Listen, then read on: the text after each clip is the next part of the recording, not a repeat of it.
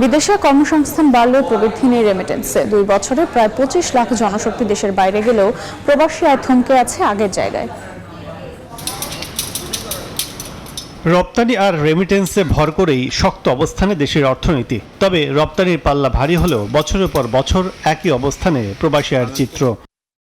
পরিসংখ্যান বলছে 2022 সালের ডিসেম্বর পর্যন্ত বিশ্বের বিভিন্ন দেশে কর্মরত বাংলাদেশের সংখ্যা ছিল 1,47,70,034 জন। পরবর্তীতে এক বছরে এই সংখ্যায় যোগ হয়েছে আরও 13 লাখ নতুন কর্মী। বর্তমানে প্রবাসে বাংলাদেশি কর্মীর সংখ্যা প্রায় 1,64,00,000। এর মধ্যে 2 বছরেই 14 লাখের বেশি শ্রমিক বিদেশে পাড়ি জমিয়েছেন, কিন্তু রেমিটেন্স আয় পড়ে আছে $2,200 কোটি ঘরেই। প্রশ্ন তাহলে বাড়ছে না কেন রেমিটেন্স?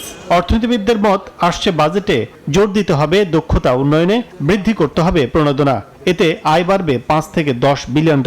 আমরা চাইলে কিন্তু $5 থেকে $10 বিলিয়ন অ্যাডিশনাল যে রেমিটেন্স সেটা কিন্তু ফর্মাল চ্যানেল নিয়ে আসতে পারি। ব্যাংকাররা বলছেন, প্রবাসী অর্থ প্রেরণের ব্যবস্থাপনা সহজ করতে ব্যাংকের শাখা নয়, চুক্তি করতে হবে সংশ্লিষ্ট দেশগুলোর ব্যাংকের সঙ্গে। এখন আর যে টেকনোলজি ডেভেলপমেন্ট করেছে, এখন শুধু আমাদের এই বাংলাদেশের অফিস ওখানে ট্রান্সফার করে কোনো দরকার নেই, বরং ওই দেশের ব্যাংক বা এক্সচেঞ্জগুলোর সাথে যে লিগ্যাল অ্যারেঞ্জমেন্ট করলে সেইটা আমাদের সবচেয়ে ইফেক্টিভ হবে। প্রবাসী আয় বাড়ানোর জন্য রেমিটেন্স প্রেরণকারীদের অআর্থিক সুবিধা হিসেবে স্বদেশে ফিরে এলে কর্মসংস্থানে অগ্রাধিকার ভিত্তিতে সরকারি সেবা প্রদান, বিমানবন্দরে অভ্যর্থনা দেয়া সহ সব ধরনের কার্যক্রম দ্রুত শেষ করার দিকেও গুরুত্ব দেওয়ার পরামর্শ সংশ্লিষ্টদের।